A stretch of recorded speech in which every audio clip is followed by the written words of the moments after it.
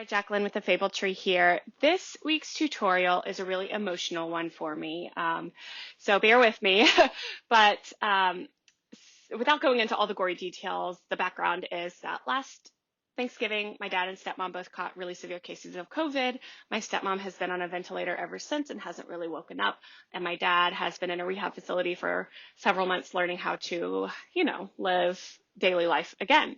So I'm going down to see him this next week and wanted to make him a thoughtful little gift. I found a note for my stepmom in my wallet that was stuck onto a gift card that she had sent me probably 2 years ago. So I was going to take the sample of her handwriting and turn it into a little framed piece that I can prop up in his rehab facility so that he can have a little bit of her there with him, even though they're in separate places.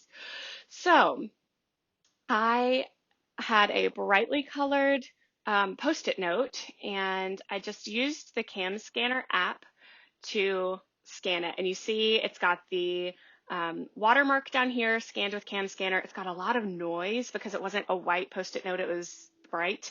And you see her handwriting there, and also this $100, which obviously I don't want on the piece. So let's just rotate it to 90 degrees.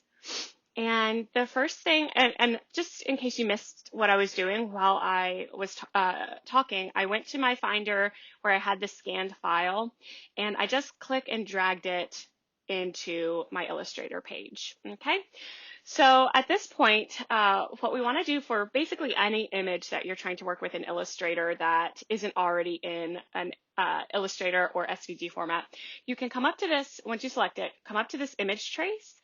And instead of just clicking it directly, you want to click this down arrow, and this comes up with several presets. Now, none of them are perfect for everything, but you can start here, and I'm going to start with the silhouettes one. I like silhouettes because it keeps your black and it deletes the background, whereas other ones, first of all, don't do as good a trace job, in my opinion, and also some of them, keep pieces you don't want. So I'm going to use silhouettes, and you can see here it shows the preview of what it will look like. If I were happy with this, which I'm absolutely not, if I were happy with this, I would hit expand and go from there. But since I'm not quite happy with it, I want to push this button. This is the image trace panel, and I'm going to be adjusting this threshold part. Okay, and this is a little bit more of an art than a science, so you can just move that threshold slider until you are happy. And for me, I don't need it to be perfectly perfect. I want it to be as close as possible, and I think this is really good, actually. I see a couple little spikes I want to get rid of that weren't in her handwriting, but this is actually really nice. So I'm going to go ahead and hit expand. Now, I want to note before I do that we still have some stray marks, but a lot of that noise went away. If yours didn't, that's okay. So expand, come on up to object, ungroup, because you want to separate all of these different pieces. And again, for me, I don't want this $100 there. That's less sentimental than the rest of it, right? And I don't want this random mark here. I don't want this mark. I don't want this mark. And in fact, you can then go click one of the letters, select same fill color, and it should show you basically where everything is. And I think I'm good. It looks like it got rid of most of the marks. You can come over to the layers panel and kind of click down and just take a look at what you see. You can even, if you deselect, you can come over and push each of these and it'll show you what it is. So if I was like, okay, what's that weird blob? I could select you just click next to this empty circle and you select that layer and it will show you exactly what it is. And I can see, actually it's not a blob, it's the body of the letter I. Okay, so once you've gone through and kind of ascertained that all of these marks belong there, that's wonderful. Okay, so I'm getting rid of that image trace panel. It's all traced. That's wonderful. I am going to select all. So I Command A on a Mac, Control A on a PC, or select all. And I'm just going to, first of all, group it again, and then I'm going to rotate it a little bit. Uh-oh, that's not how you do it. So you want to kind of hover near one of the dots until that little bent arrow shows up. And I want that first line with lots to be pretty straight. And then I'm actually going to select it, please. Object ungroup one more time, because I think I want to move this of love over again. And I want to make sure I get all the letters. And we're just going to move it Here, I'm going to rotate it a little because it was at slightly a different angle. And let's see here, move it over just a bit more until it looks pretty much like I want it to. And I think that this is pretty good. Okay, so now that that is where I want it to be, I'm going to just group it again. And let's make this maybe like a 5 inches wide. I'm going to make a 5 by 7 piece at the very end. So I just kind of want to get it close to the right size. Okay, now I want to go in and take care of some of these little spikes that we have here. So I'm going to use the direct select tool. And there are different ways that you can handle this. I think that one, yeah, that one's a little weird. So you can do a couple things. You can kind of select both of them and move them in. Ooh, but see how that kind of adjusts it really strangely. So maybe what you want to do instead is just delete it and then delete this point too.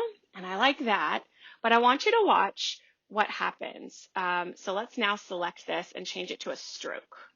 In this case, it looks like it didn't break any lines, so that's good. However, this one I think will. So let's delete this point. Okay, so we're going to, again, direct select, so use the filled in white arrow, select just the one point and delete it. And sometimes what it might do is delete the whole chunk instead of just the point. In this case, it was just fine. However, if that happens, you use that direct select tool, move it up as close as you can, and then you can use this join tool and you just kind of swoop over it and it'll join it together. Okay, so if that happens to you, you'll know what to do. If it doesn't, then wonderful. Okay, let's see here. This is a little strange. I just want to come take a closer look at this point up here and make sure it's not going to be super spiky. And it's fine. Okay. So once you're happy with the actual handwriting, let's proceed and make it a little framed art piece. Okay. So a couple of things. First, I'm going to take my rectangle tool and I'm going to make a 7 inches wide by 5 inches high rectangle. And we can just kind of place it over, and I think that that looks nice. We do have this grouped, so we can just select both and align horizontally and align vertically, just center it completely. Okay. Now let's talk about whether you want to add a frame. I definitely did, and I did not want a mitered corner frame. I wanted an intact solid rectangle of a frame. So I'm going to do that real quick.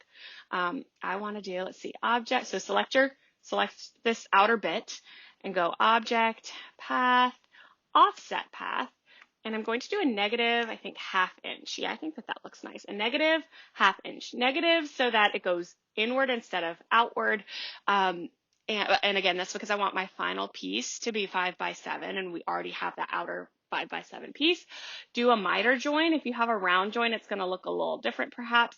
So choose a miter join, and then once you're happy with the size of your offset, go ahead and hit OK. Now here's the thing. You can leave this as 2 separate rectangles if you'd like. I am going to do something a little bit different. I'm going to go ahead and copy this back rectangle, and that's because I want to make a backing as well. And then I'm going to take these 2 rectangles. I'm going to swap the fill and stroke. We already had the smaller rectangle on top since we just created that offset, but if you did it a different way, make sure that you click that rectangle and come up to Object, Arrange, Bring to Front.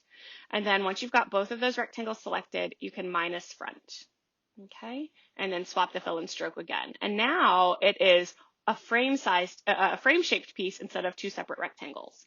Then if you want to add that backing rectangle back, you can just go to Edit, Paste in Place, and it will go behind. Oh, actually, it'll go on top, and you can move it behind, okay? So I'm going to just Object, Arrange, Send to Back. And now we have this frame on top, we have the backing rectangle on the back, and we have our words, okay? Now we're not finished yet, all right? Let's see here. What I want to do at this point is copy and paste my words, okay? And move that over. We're going to work with the words a little bit in a minute. These are too thin for my taste. I want to bulk them up a bit while still retaining the character of the letters themselves. And I also want to move the frame off, okay? Let me just clarify that before you do any of this, make sure that you like the placement of your words on the backing, okay? And I did with the frame.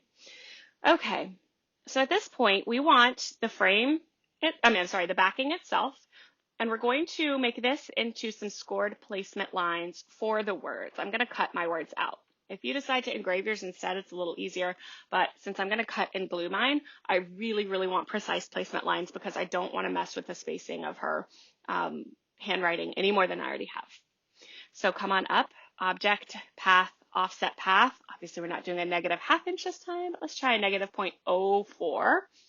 And that's a little too small for this particular piece because we want enough line there that it will actually, guide our placement. But we also want it to be small enough that, let me just cancel out because I want to zoom in a bit more. We also want it to be small enough that it won't show once we put the words on, okay?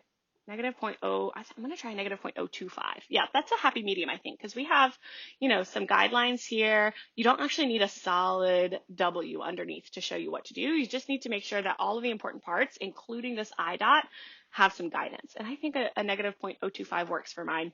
You can mess around with this until you've got something that you are happy with. So I'm going to hit OK. And before I click off, I'm going to change that to my score color.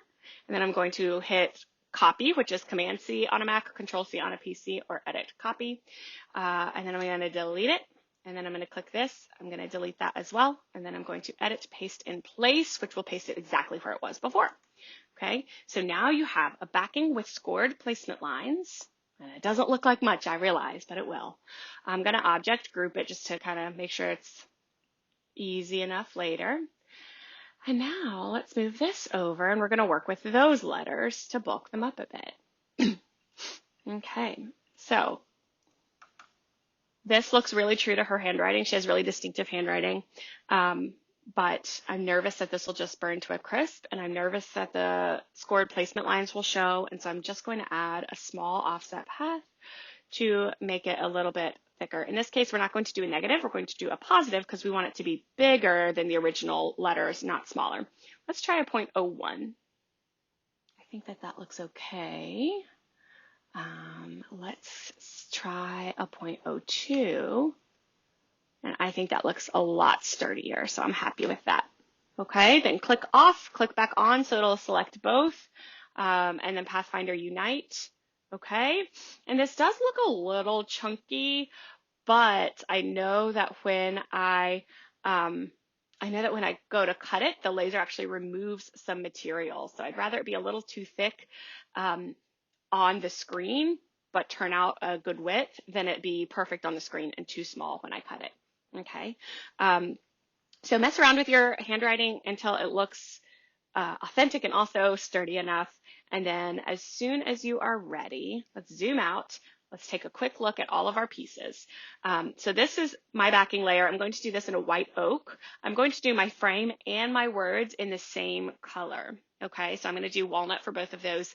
And so that's one of the reasons I don't mind not doing the mitered corners. Mitered corners means that you can move your little pieces around to conserve wood, but this isn't wasted space in my design, so no big deal. You can, if you feel like it, move your words up and over because it really doesn't matter where they are in relation to your frame. So it's just up to you about, how you like to do all of that. But once you've got everything how you want it, you then want to go and file, save, and you'll save it as an Illustrator file, and then you'll also go save as SVG, give it a name, and then SVG 1.0, turn off responsiveness so that it preserves the size, and you are good to go. I would be so honored if you shared your projects with me. If you make one of these for someone that you love or for yourself, for that matter, please tell me all about it. You can tag me on Instagram at the Fable Tree or just DM me there if you don't want to share it publicly. You can find me on Facebook at the Fable Tree. Or just email it to me, Jacqueline@thefabletree.com. Again, I'd love to see your projects. I know that these are really meaningful and they actually make excellent gifts. Just be prepared for some waterworks as you hand these out, because I know that I was really weepy making mine, and it's perfectly normal if you are too. So, all right, until next week.